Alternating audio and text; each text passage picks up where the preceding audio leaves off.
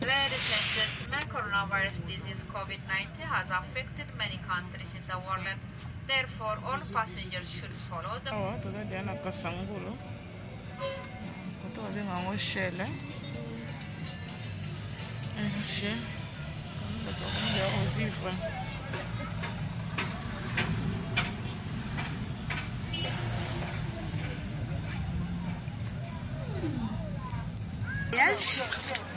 Okay.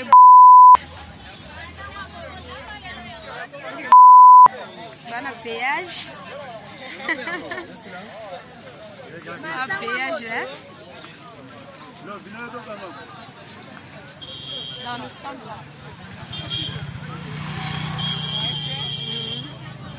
Guys, on ne sait jamais.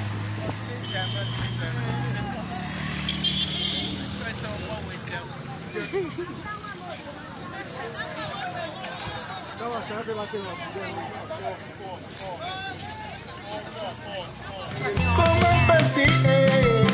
deixa eu tocar cacaleza na galisuço, bongo de, vai aqui para tomar na banco de mana ponte botele da sando, boca não pode samoco, sando, boca não pode samoco.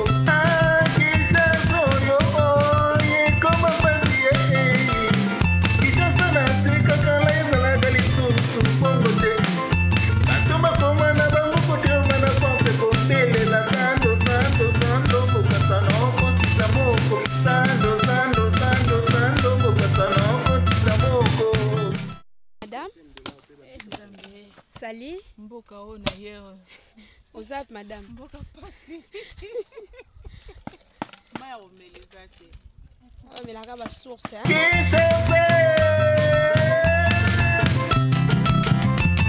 Yaba congolais.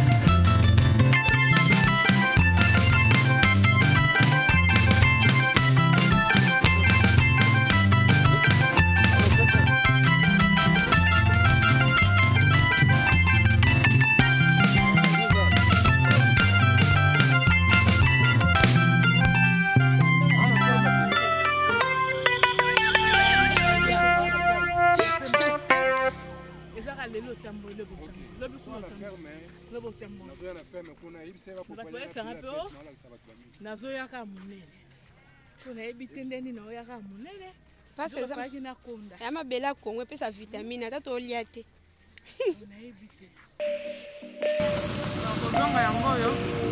Baba aéroport ngai on a kotana Ethiopia Airlines aéroport Anjili baba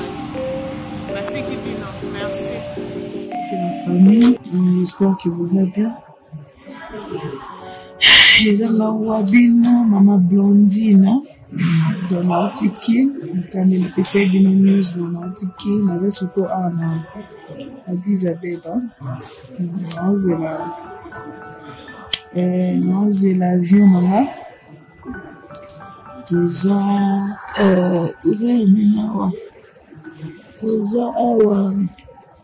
Il va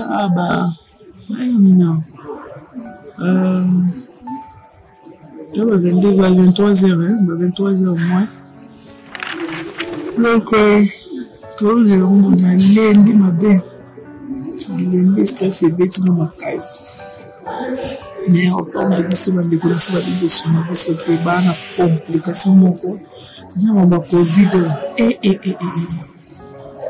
Attends ma belle pour voyager. Attends ma belle, tout ça. Voyager à temps. Attends ma belle, nous avons salé par grâce de l'équipe voilà. L'équipe, mais il peut faciliter. On peut s'abouter papier, on peut s'abouter papier hôtel où il y a un bateau à check-in voilà. Comme un check-in bien, ça qui peut être dans la Covid, mais sont bien, mais comme ils sont bien. Parce que il y a un seul qui fallait qu'il n'a nini bébé maman n'a joie le frère tala ko linzaka na ngai katani kaka na kanisa kanisa bloka ana kanisa bloka awa faki na saki ya moko faki na imprimer ni hotel ngai ngasko na imprimer ki hotel na changu na portable ngasko nazo na ksamuto na portable compliqué na dona kele bonazo na ko ko azoba ko ko batu do o na complication mo ndimate miniso matai na avion wana c'est comme si bakanela ki penda biso ko pona yoki balobi que ba congolais msu ba yaki boy ba boy ki ko foot ko sa na test na ba bwana balekaki na te bakanda wala ba yoko le biso j'ai conduit biso pendant la retour vraiment ba biso bando ko biso mais ça faisate et la vie tout les cas de biso normal so na to ça checking normal vraiment normal pas complication maintenant la covid complication na complication donc ba dans ba ni na ko mo na ni no ya hotel dans les mêmes locaux na kisi ko to mutumo kana kati wana ya ide na imprimer les ngai na lukele pe moi quelque chose elle a imprimé assis ko imprimer bongo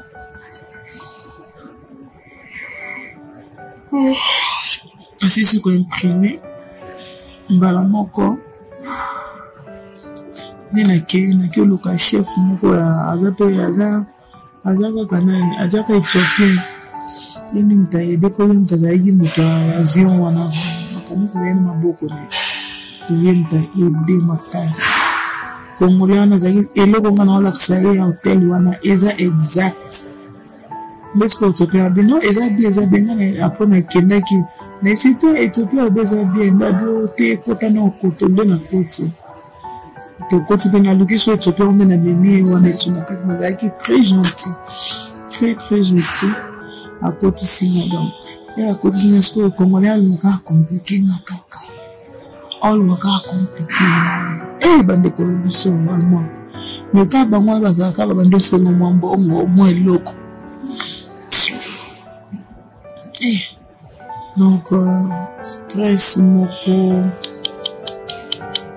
mais tout le monde c'est juste stress donc na kana et donc wali na ba ratisi na ba donc mais on va bien on a besoin hôtel là ils en a sorti na yote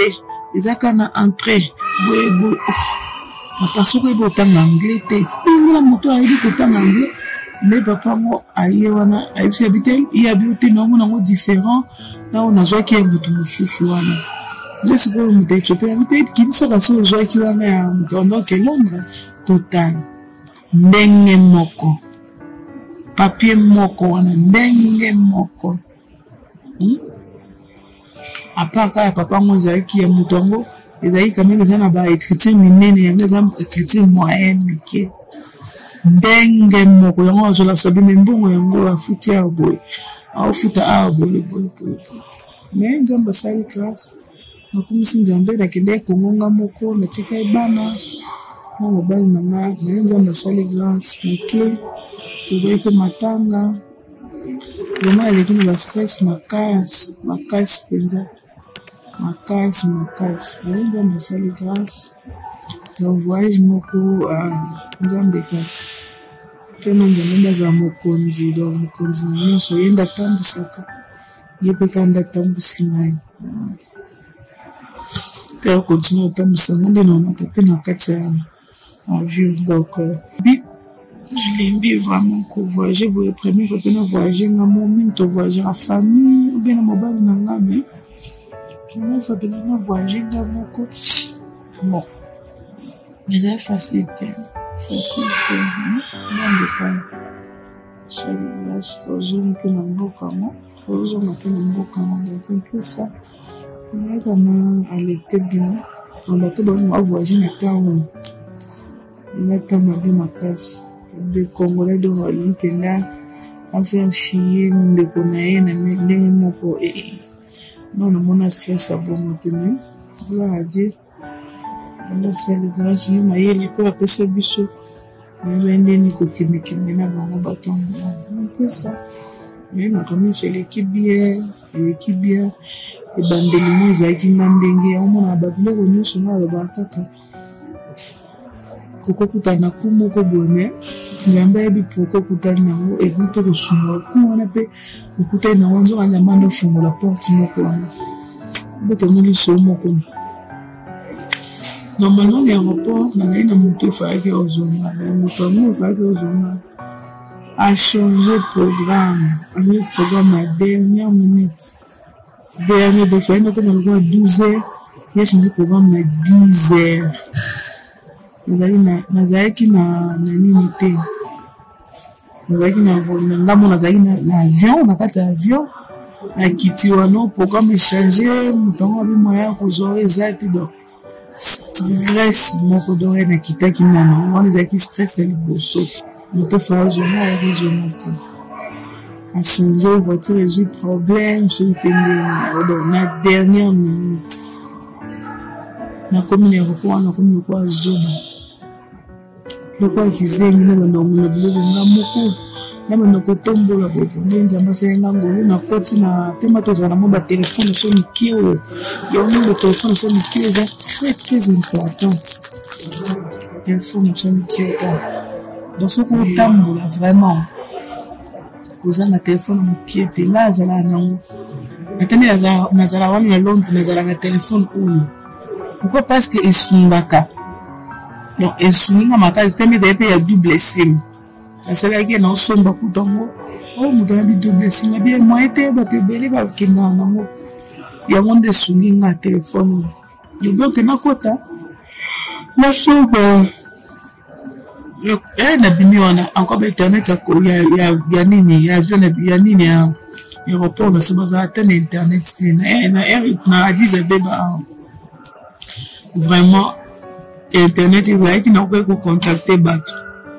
me na komi kuna internet eza te kocontacte moto ndeni simu eza te ka simu ya poto kofonda nga mpe ezala na eloko mofo libe nde moko mpona kota simu chance azalaki na oyo nayebai déjà me oyo nazala nango partout moto mosu akoseka yo fondola moke boye oyo esungaka makasi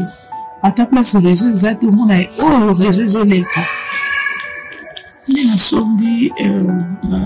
na koti na kati ya maison moko na kati wana na bagage na bato nyonso ka bazoyebisana bayebenga nasema te boyebenga te nazalaki vraiment ya kosilika vraiment nazalaki kosilika mpona chauffeur wana ezalaki ya ozonga nasilika ye makasi donc estressaki nga na niveau moko non okoimagine te nde na boyeli bato wana do nasi obomemelanga te osa boye te po nazalaki nga moko mwa mwasi boyebi ka baéroport nde ezalaka bato bawelelaka bato nde na boyi nde na koti wana nabimi na koti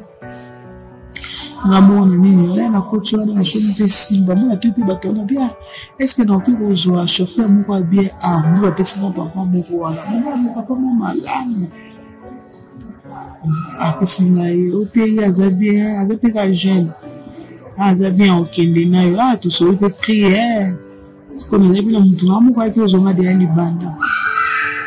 nasaki edena bia te na mamba chauffeur wana esali mobulu yo pusanaka bokutana taka na aéroport ndepa nazwi nini taxi wana kazali mpe moto aserie po tokoma kobanga tokoma vraiment kobanga mpona nini parceke bato bakoma koaleve bato bamakambo ebele po yaki moto poto oza na mwa tweke oye maboko pamba te nazalaki vraiment stressé makasi nde nzambe asalinga grâce nakutana mpe na moto abe omoi bamalheur mosusu na vinga aloba yango vraiment toregreta te vraiment toregreta te peyeke nzambe aboyaki mpe kendamata na voiture wana nzambe aboyaki abandi apreparelenga nzela peyete ya bien makasi koleka kutu miso connaissance moko ya bien makasi donc ezaka le même chauffeur atambusi ngai tututula na Congo epi ye kaka motu abandaki koya ye moto ayaki mpo kozonga na ntongo soki akozonga na ntongo lelo na ntongo ya lelo mpona kende aéroport kua akutanisi na bato moko wana nakoti na kati ye mpe akota nde na kati akotisi elinga kutu moto ayaki otika ngai tututula nakotisi elinga mpe ye wana na kati ya aéroport kosilisi wana nde yabi te natiki wana bato apesi na bato moko ya bien bango nde basungi nga makasi basungi nga batele basikende nanga modepa batelanga baselanga bagopase mosusu kuna azoselanga babagage nga koto naobundana na motu wana nabeteli na lisolo oyo akomplike nga wana vraiment basunga makasi yango na malere ya moko ezala pe bien malere ya moko ezala bon esungi nga makasi azoka connaissance donc la voiture ça bien très bien aidé kapena makasi oso batikelenga bato wana te nazali na bamobulu biloko nyonso ngo ezalanga kabo oyeba tata bato ngo baedenga wana na aéroport vraiment mpona omanga nakendaka nanga na nini na air Bruxelles ezala nango fo kokela ngo check-in na bino na ntongo ya vie faut que la ville mais oyo ezalaki ville te oyo ezalaki ville te oyo siko air Ethiopia eza kaka wana eni kosala check-in kaka wana eya mpe stressant rapport nde tosala bango na ville be bango osala bango na ville epuis bamoko benga yango nini boye nango bosali yo mama mpo boye nemioka mpona kokota echecking ka ya bino bato na mwa bagage na bino me oyo ya ville oyo suka wangu ya bien me oyo ya sur place oyo oboye donc un peu ça mpona koalerte bino je suis là na manke ma famille na manke ma makasi mpenza na manke manene okutana bango kala te bébé je t'aime mon amour je t'aime les enfants je vous aime beaucoup donc à toutes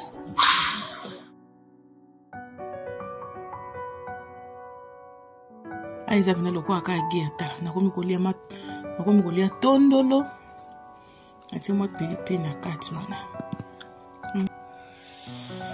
bango quarantaine na bango kaka boye mwa mbeto biso obenga yango ndina donc biloko apokwa vraiment na hotel oyo nzambe nayaki koluka oyo nzambe bakovoyage oyo potala vraiment bakoma eloko te nini te toyeba te eza jus orange eza pineapple eza nini